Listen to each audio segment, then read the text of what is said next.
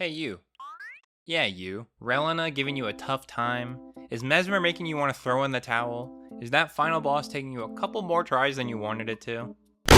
Well, what if I told you there's a build out there that can solve all of your issues? A build that's so good it borderline trivializes anything you run into, removing any need to adapt, react, or frankly even try?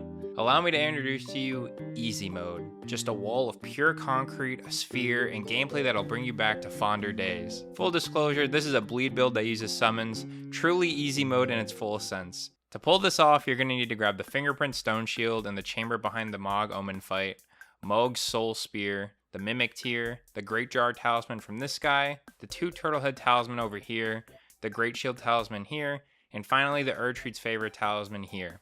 I have links to more detailed guides in the description, but that's all you really need to absolutely clean house.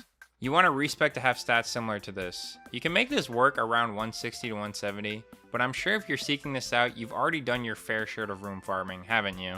But before we get into it, let's do a little test drive on our old friend Mohg.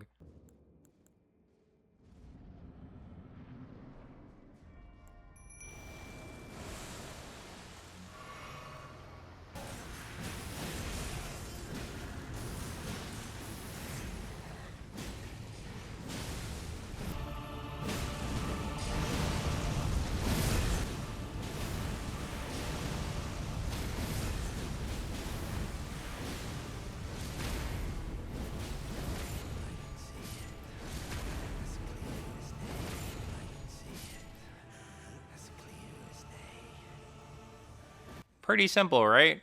Well, don't worry, it gets a lot easier from here. It's time for us to enter the Shadow Realm, and Elden Ring goes from an RPG to a collectathon.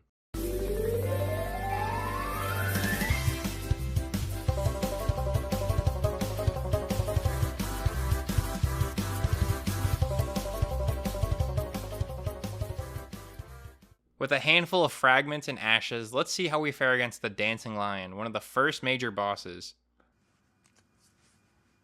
That's a little version of me, Alan. I want you to have it.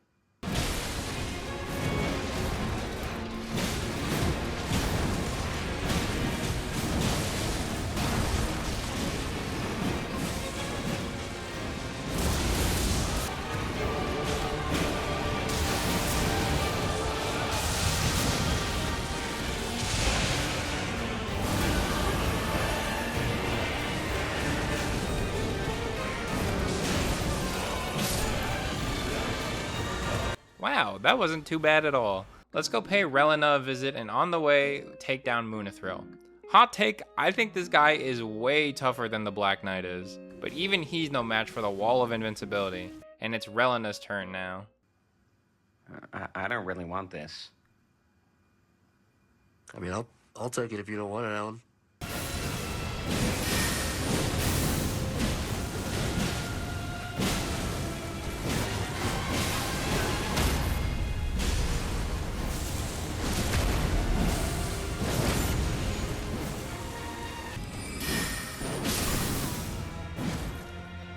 That went so well, I felt like I could jump into the Golden Hippo. This fight gave me a good amount of trouble my first time, but now he's a cakewalk.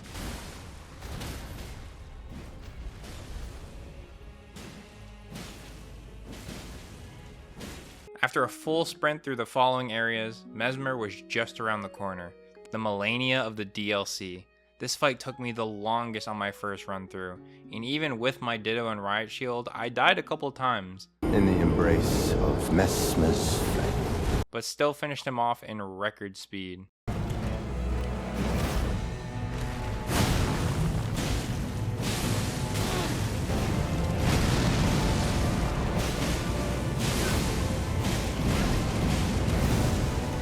Then it was time to travel to Romina, and honestly the journey to her was harder and longer than the fight itself.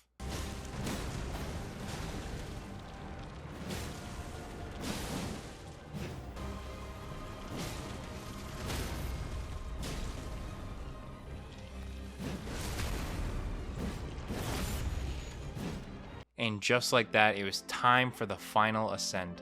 I looked down at my recording time, and this had taken me all but an hour. As I used Messmer's flame to burn down this tree, and began the ascent of a name I couldn't even hope to pronounce, this run felt almost hollow. My first go at it this weekend, I searched every nook and cranny, I fought every single thing I could find, and I walked away feeling fulfilled and extremely happy with this expansion. Is this power worth it? Have I gone too far? Before I could second guess myself, it was time for us to lay hands on Leda and her friends, and after making quick work of them, it was time for the final showdown of Elden Ring. My loyal blade and champion of the festival. Both your deeds will ever be praised in song. Now, the vow will be honored, and my lord brother's soul will return, so that he may be my consort.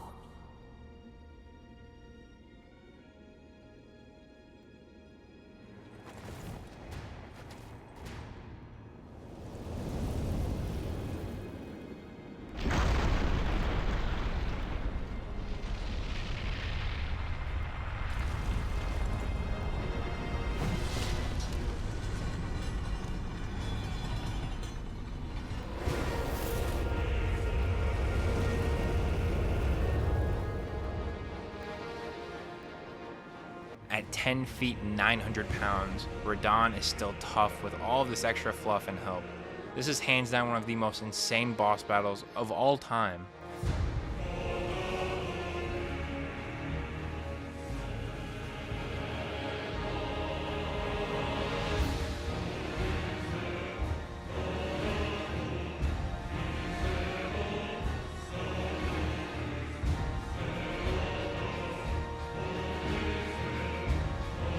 But just like the rest, even Radahn is no match for the Iron Wall. And after just 2 hours, the DLC has been conquered. And although you probably won't get that same level of excitement as most people did from beating this expansion, you're still going to get the headband just like everyone else. And hey, if this is too easy in your mind, why don't you try Bloodfiend's arm instead?